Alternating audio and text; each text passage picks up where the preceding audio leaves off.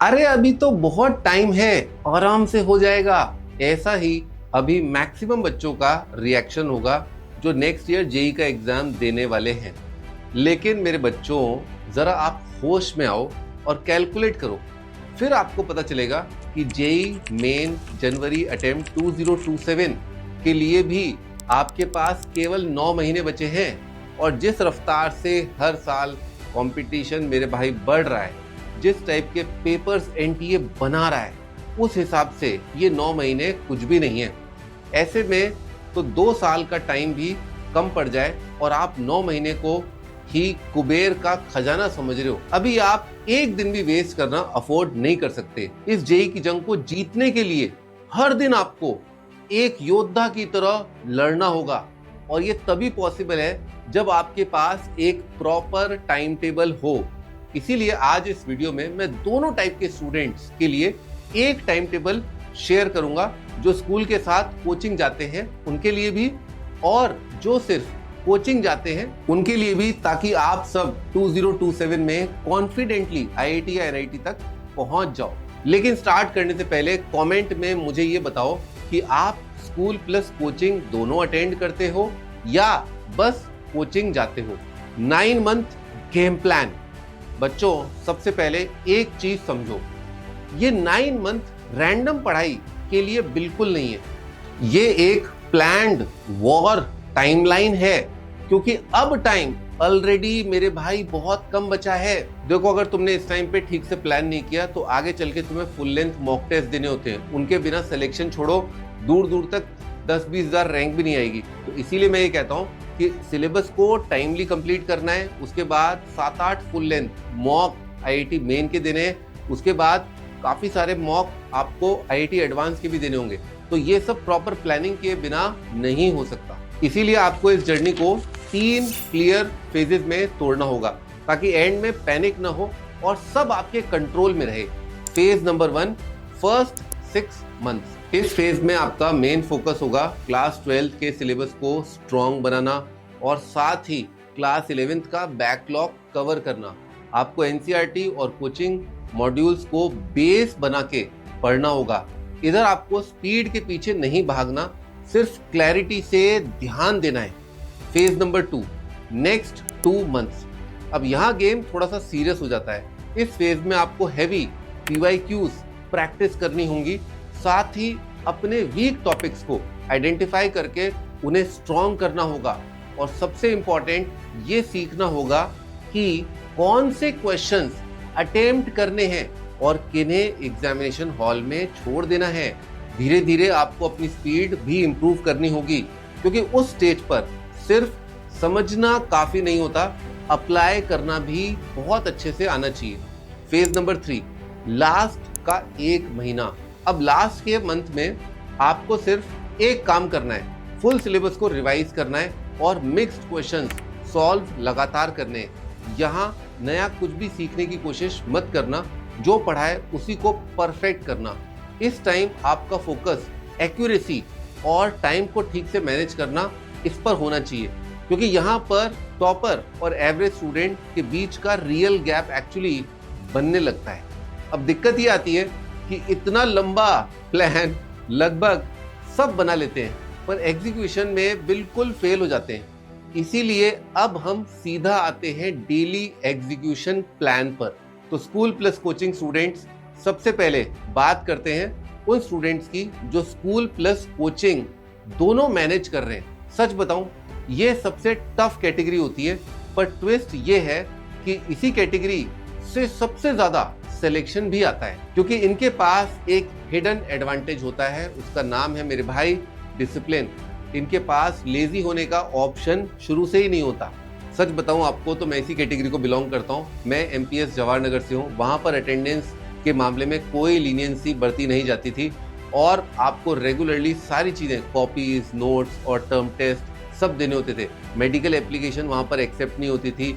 Teachers बच्चों के DNA को जानते थे। ये सब आईआईटी के तैयारी करने वाले बच्चे हैं, इनसे स्कूल का भी प्रॉपर होमवर्क करवाना ही होगा, ताकि एंड टाइम पे इनको दिक्कत ना आए, या जो भी उनका मोटिवेशन रहा हो। कुल मिला के बहुत सारे बच्चे इसी डिसिप्लिन की वजह से सक्सेसफुल हुए। तो बच्चों, आपको अपना दिन स्टार्ट करना है सुबह 6 बजे से। 6 से 6:30 आप उठ जाइए, थोड़ा अपने आप को एक्टिवेट कर लीजिए। देखो सुबह के पहले 30 मिनट्स काफ़ी इंपॉर्टेंट होते हैं। इस टाइम पर आप फ्रेश हो जाओ, पानी पी लो, थोड़ा सा लाइट मूवमेंट कर लो, है ना, और बॉडी को थोड़ा सा एक्टिवेट कर लो।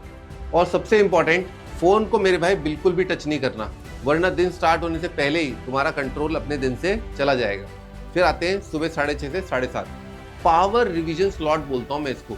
ये स्लॉट आपके लिए बिल्कुल गेम चेंजर साबित हो सकता है। इस टाइम पर आप कल कोचिंग में जो भी पढ़ा है आपने, उसका रिवीजन आप कर लो, और आज स्कूल में जो आपका होने वाला है उसका आप एक बार प्रीव्यू ले लो। साथ ही फॉर्मूला और शॉर्ट नोट्स को भी एक क्विक गो थ्रू कर सकते हो। इसका फायदा ये होगा कि जब आप क्लास में बैठोगे तो चीजें आपको ज्यादा अच्छे से क्लियर होंगी, अंडरस्टैंडिंग ऑलमोस्ट डबल हो जाएगी। और सबसे बड़ी बात, आपको अंदर से एक ऐसा कॉन्फिडेंस फील होगा कि मैं क्लास में सबसे आगे चल रहा हूँ। 7:30 से लेकर के दोपहर 2 बजे ये आपके स्कूल का टाइम है। यही सबसे बड़ी गलती होती है। ज्यादातर बच्चे स्कूल को टाइम वेस्ट समझ लेते हैं, पर सच ये है कि अगर आपने इस टाइम को स्मार्ट तरीके से यूज कर लिया तो यही आपका हिडन वेपन बन जाता है। फ्री पीरियड्स को आप बिल्कुल वेस्ट मत करना, उसमें थोड़ा नोट्स रिवाइज कर लो, केमिस्ट्री के एनसीईआरटी को पढ़ लो, उसको स्ट्रॉन्ग कर लो, या फिर टफ टॉपिक्स को थोड़ा सा हल्का सा पढ़ लो। बस इतना टारगेट रखो कि स्कूल से आप रोज के 45 मिनट से 60 मिनट का रियल प्रोडक्टिव काम निकाल पाओ। दोपहर को 2 से 3 रिकवरी स्लॉट, ये स्लॉट आपके पूरे दिन का टर्निंग पॉइंट होता है। इस टाइम पे आप लंच करो, 20 से 30 मिनट थोड़ा रेस्ट कर लो। बस एक चीज का ध्यान रखो, स्क्रॉलिंग ट्रैप में बिल्कुल मत फंसना, क्योंकि अगर ये स्लॉट वेस्ट हो गया तो आपका बाकी बचे हुए दिन की प्रोडक्टिविटी बिल्कुल डाउन हो जाएगी और पूरा फ्लो ब्रेक हो जाएगा। अब बात करते हैं अगले स्लॉट की, लेकिन उससे पहले अगर आपको मेरी वीडियोस जेन्युइनली हेल्पफुल लगती हैं तो इस चैनल को जरूर सब्सक्राइब कर लो, और कमेंट में जाके राइट साइड स्वाइप करके हाइप भी मेरे भाई जरूर कर देना, ताकि YouTube ऐसी यूजफुल वीडियोस को ज्यादा से ज्यादा बच्चों तक रिकमेंड करे। 3 बजे से 7 बजे तक कोचिंग का स्लॉट, इस टाइम का बेस्ट यूज ये है कि आप चीजों को एक्टिवली समझो, डाउट्स उसी दिन क्लियर कर लो और नोट्स को स्ट्रक्चर्ड रखो, ताकि घर आके बस तुम्हें रिवीजन और क्वेश्चन प्रैक्टिस ही करना पड़े। शाम को 7 से 8 ये डिनर टाइम है। इस टाइम खुद को रिलैक्स कर लो, डिनर कर लो, फैमिली के साथ थोड़ा सा टाइम स्पेंड करो, अच्छा लगेगा। चाहो तो हल्की वॉक के लिए या म्यूजिक भी थोड़ा सा सुन सकते हो, इंस्ट्रूमेंटल। अगर फोन पर कोई भी इंपॉर्टेंट काम है तो वो भी यहीं पर फिनिश कर लेना। बस ध्यान रहे कि ये टाइम माइंड को फ्रेश करने के लिए है, ताकि आगे का फ्लो तुम्हारा स्मूथ रहे। शाम को 8 से 9 सेम डे रिवीजन। इस टाइम पर आज कोचिंग में जो भी पढ़ा है उसको कामली रिवाइज कर लो और नोट्स को थोड़ा और कॉम्पैक्ट बनाने की या कंप्रेस करने की कोशिश करो। इससे रिटेंशन तुम्हारा बहुत स्ट्रांग होगा। साथ ही अगर स्कूल का होमवर्क है तो उसको भी यहीं पर फिनिश करना है। शाम को 9 से 10:30 प्रैक्टिस ब्लॉक। इस टाइम पर जम के प्रैक्टिस करो, मॉड्यूल या डीपीपी सॉल्व कर लो, पीवाईक्यूज कर लो, टॉपिक वाइज क्वेश्चन लगाओ। यहीं से आपका कॉन्फिडेंस एक्चुअली में बिल्ड होता है। 10:30 से 11 रिकॉल ब्लॉक। इस टाइम पर आप बेड पर आ जाओ और आज जो कुछ भी पढ़ा है उसको आंख बंद करके रिकॉल करने की 100% कोशिश करनी है। रात को 11 बजे स्लीप टाइम, 11 बजे तक सोने का ट्राई करो, ताकि 6 से 7 घंटे का स्लीप आपका रहे। और स्लीप बिल्कुल कॉम्प्रोमाइज नहीं करनी है, क्योंकि नेक्स्ट डे की एफिशिएंसी इसी पे डिपेंड करती है।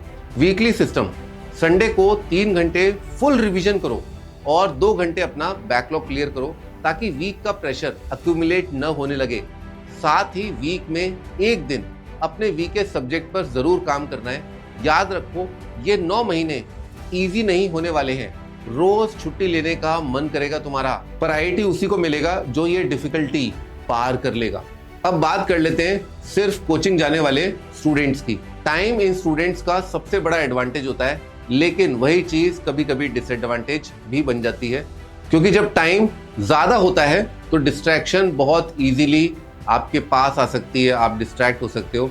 इसीलिए यहाँ पर सबसे इंपॉर्टेंट चीज होती है दिशा, डायरेक्शन। मेरे पास आईआईटी दिल्ली के टाइम पर एक बाइक थी, और मेरे चाचा जी आईआईटी दिल्ली के अंदर केमिस्ट्री डिपार्टमेंट में प्रोफेसर थे। उन्होंने मुझे बुलाया एक बार और बोला, मनोज वो बाइक जो है तुम उसके 2 इस्तेमाल कर सकते हो, या तो तुम इंस्टीट्यूट आओ और जाओ और थोड़ा एनर्जी सेव कर लो, पढ़ाई पर ध्यान दो, दूसरा ये कि उससे तुम दिल्ली के भ्रमण पे निकल जाओ, तो उसको जो है थोड़ा सा बैलेंस करके रखना। तो आपका भी दिन स्टार्ट होगा सुबह 6 बजे से ही। सुबह 6 बजे आपको उठना है, उठ करके थोड़ा फ्रेश हो जाओ, फिर थोड़ी हल्की सी वॉक कर लो, थोड़ा एक्सरसाइज भी कर सकते हो आप, ताकि बॉडी जो है आपका एक्टिव हो जाए और माइंड भी पूरे दिन के लिए कंप्लीटली रेडी फील करे। 6:30 से 9:30 डीप वर्क स्लॉट, ये आपका गोल्डन स्लॉट है। यहीं पर टॉपर्स अपना लीड बनाते हैं। सुबह माइंड फ्रेश होता है, डिस्ट्रैक्शन भी बिल्कुल ऑलमोस्ट जीरो होता है, इसीलिए यहीं सबसे टफ काम उठाओ, फिजिक्स के न्यूमेरिकल करो, मैथ्स के प्रॉब्लम्स करो, और जो भी कॉन्सेप्ट आपके अगर क्लियर नहीं हुए उन्हें यहीं पर टैकल कर लो और खत्म करो। सुबह 9:30 से 10:30 ब्रेक। अब थोड़ा सा ब्रेक ले लो, ब्रेकफास्ट करो और रिलैक्स करो। बस ध्यान रहे फोन उठाते ही स्क्रॉलिंग में मत घुस जाना, वरना पूरा फ्लो जो है ब्रेक हो जाएगा आपका। सुबह 10:30 से 1:30 बजे प्रैक्टिस ब्लॉक। अब आता है रियल एग्जीक्यूशन का टाइम। यहाँ मॉड्यूल सॉल्व करो, डीपीपी लगाओ और पीवाईक्यूज ऐसे प्रैक्टिस करो जम के। पर एक चीज याद रखना, सिर्फ क्वेश्चंस कंप्लीट करना आपका गोल नहीं होना चाहिए। आपको क्वांटिटी के साथ एक्यूरेसी मेंटेन करनी होगी, क्योंकि यही आपको एग्जाम के लिए प्रिपेयर करेगी। 1:30 बजे से 3 बजे रेस्ट कर सकते हो, नैप ले सकते हो। इस टाइम पर आप लंच करो और थोड़ा सा रेस्ट या शॉर्ट नैप लो, ताकि सेकेंड हाफ में एनर्जी ड्रॉप बिल्कुल ना हो। 3 बजे से 7 बजे तक कोचिंग में सिर्फ मेरे भाई प्रेजेंट मार्क करके मत आना, वहाँ बैठ के चीज़ों को एक्टिवली समझना और इसी चीज़ की अपने को हैबिट भी बनानी है। कॉन्सेप्ट को वहीं पर क्लियर करो, डाउट तुरंत पूछो और नोट्स को क्लीन और स्ट्रक्चर्ड रखो, ताकि बाद में अगर आपको एग्जाम पास आने पर रिवाइज करना पड़े तो आप इजीली सारी चीज़ें समझ पाएं, जल्दी उठा पाएं। शाम को 7 से 7:30 है ना, डिनर कर लो। इस टाइम पर घर आके थोड़ा सा रेस्ट कर लो और डिनर जल्दी करने की एक बार आदत डालोगे तो आपको बहुत अच्छा लगेगा। शाम को 7:30 से 8:30 कोचिंग का रिवीजन। अब इस टाइम पर कोचिंग में जो भी पढ़ा है उसको आप अच्छे से रिवाइज कर लो। शाम को 8:30 से 10:30 प्रैक्टिस ब्लॉक। अब फिर से प्रैक्टिस मोड में आ जाओ। जो आज पढ़ा है उस कॉन्सेप्ट पर ढेर सारे क्वेश्चंस आप प्रैक्टिस करो। 10:30 to 11 PM weak subject fix. इस टाइम पर आप भी बेड पर आ जाओ और आज जो कुछ आपने पढ़ा है उसको आंख बंद करके रिकॉल करने की कोशिश करो। रात को 11 बजे स्लीप टाइम है, 11 बजे आप सो जाओ और 7 घंटे की प्रॉपर स्लीप लो। संडे को पूरा दिन दोस्तों के साथ घूमने में वेस्ट मत करो। वीक चैप्टर्स को रिवाइज करो, एक मॉक टेस्ट दो और जो भी बैकलॉग आपके पेंडिंग है उन्हें आप बिल्कुल क्लियर कर लो। तो बच्चों, आज आपके पास 9 महीने हैं। कल 8 बचेंगे, फिर 6 बचेंगे और फिर 2 चीजें बचेंगी, रिग्रेट या फिर आईआईटी। मैंने जो ये टाइम टेबल आज बताया है, अगर आपने इसको ऑनेस्टली फॉलो कर लिया तो एग्जाम के बाद आप मुझे थैंक यू जरूर बोलोगे। अगर आपको ये वीडियो हेल्पफुल लगी है तो लाइक और शेयर मेरे भाई जरूर करना और चैनल को सब्सक्राइब कर लो और वीडियो को हाइप करना मत भूलना। मिलते हैं नेक्स्ट वीडियो में। Best of luck, bye bye.